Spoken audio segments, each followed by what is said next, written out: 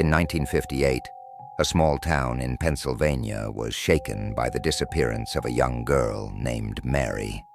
The locals whispered of an old abandoned factory on the outskirts, rumored to be haunted by the spirit of a worker who died tragically during a machinery accident. Weeks passed and desperation grew. One evening, a group of teenagers dared each other to explore the factory. Armed with flashlights and bravado, they crept inside, the air thick with dust and a sense of foreboding.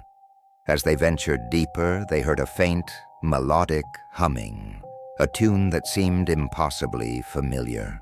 Drawn to the sound, they stumbled upon a rusted control room. On the wall, a faded photograph showed a girl who looked strikingly like Mary, standing next to a smiling man. Suddenly, the humming stopped. The temperature dropped, and the room filled with an eerie silence. Then they heard it, a soft, desperate voice echoing through the darkness. "Help me." Panic set in. They turned to flee, but the door slammed shut.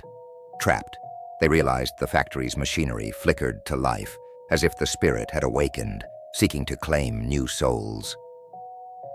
The townsfolk never saw the teenagers again.